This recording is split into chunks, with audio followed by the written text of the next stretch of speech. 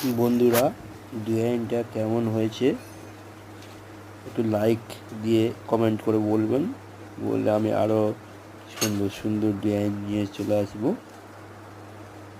বন্ধুদের জন্য।